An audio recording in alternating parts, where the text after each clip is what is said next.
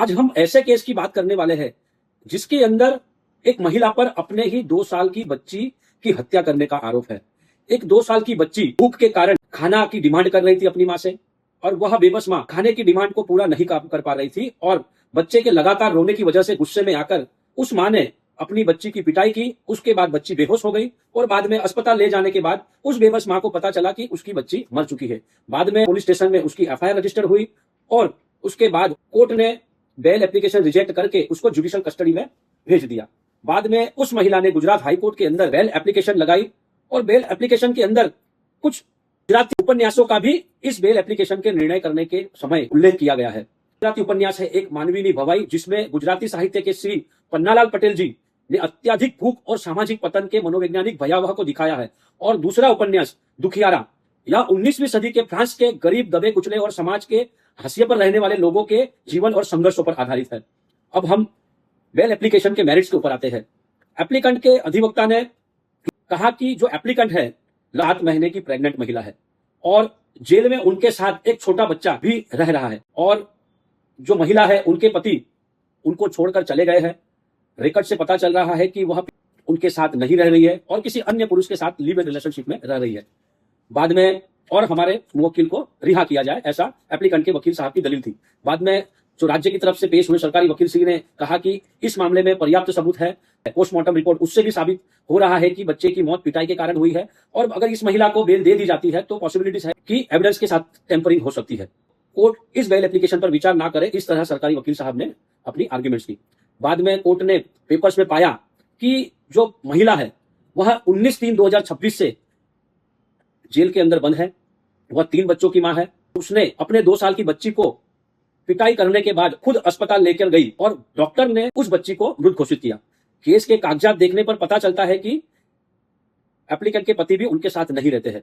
इसके अलावा एप्लीकेंट अपनी बेटियों के साथ अन्य व्यक्ति के साथ लिव इन रिलेशनशिप में रह रही है, जैसा मैंने पहले कहा। एप्लीकेंट ने लगातार बच्ची के रोने और खाने की डिमांड करने की वजह से, और उस महिला ने वह डिमांड नहीं पूरी होने की वजह से गुस्से में आकर बच्ची की पिटाई की, और बाद में वह बच्ची मर गई। कोर्ट ने कहा कि केस को देखकर लग रहा है कि एप्लीकेंट की इसमें कोई बुरी नीयत, मैंसरिया या बुरी मंशा नहीं थी। एप्लीकेंट 7 महीने की गर्भवती है, और यह घटना ट्रेजेडी नहीं है, बल्कि यह समाज पर गंभीर आरोप है और सामाजिक न्याय तथा नैतिकता से जुड़े बुनियादी सवाल खड़े करती है। यह इंसिडेंट एप्लीकेंट की गलत नीयत या बुरी मंशा से नहीं, बल्कि उसकी लापरवाही से हुआ है, ऐसा प्रतीत हो रहा है। इस मामले का एक पहलू एक बच्चे को अपनी मां के खिलाफ गवाही देनी है, और अपने उस भाई या बहन को न्याय दिलाना है जिसकी भूख के कारण मौत हो गई थी। कोर्ट ने इन पहलू पर भी विचार किया कि इन्वेस्टिगेशन ओवर हो चुकी है, चार्जशीट पेश कर दी गई है, एप्लीकेंट के पास से कुछ भी रिकवरी या डिस्कवरी नहीं किया जाना है, एप्लीकेंट का कोई भी पास्ट क्रिमिनल रिकॉर्ड नहीं है, और एप्लीकेंट का जो दूसरा बच्चा है वह घर पर बिल्कुल अकेला है और उसकी देखभाल करने के लिए कोई नहीं है। इसके मद्देनजर कोर्ट ने महिला आरोपी को 25,000 के श्योरिटी पर बेल आउट कर दिया, यानी कि उसकी बेल मंजूर कर दी। साथ में कोर्ट ने अपने ऑर्डर के अंदर यह भी लिखा कि सामाजिक न्याय इस सिद्धांत पर आधारित है कि हर इंसान को भोजन, आश्रय, स्वास्थ्य सेवा और सम्मान जैसी बुनियादी जरूरतों का अधिकार है। जब भूखमरी किसी मां को ऐसे कदम उठाने के लिए मजबूर करती है तो यह विफलता किसी एक व्यक्ति की नहीं बल्कि पूरी समाज की होती है। अपराधी जन्म से नहीं बनते बल्कि बनाए जाते हैं।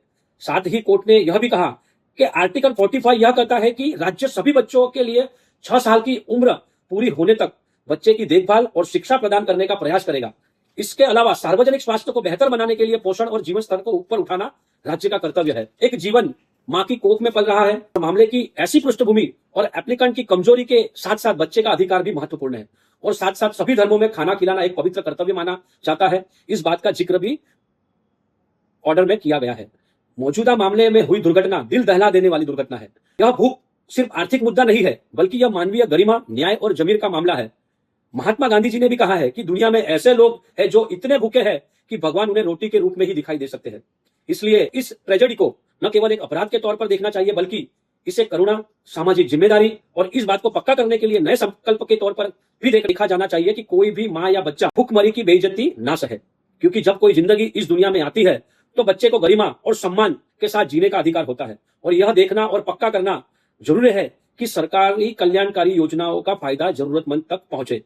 एक भूखा व्यक्ति दर्शन से पहले रोटी चाहता है, यह कहकर उस महिला की बेल एप्लीकेशन को कोर्ट ने अलाउ कर दिया। लेकिन इस पूरे मामले में एक बात तो पक्की है कि एक बच्चे की भूख ने एक मां को इस तरह का एक्शन लेने के लिए मजबूर किया।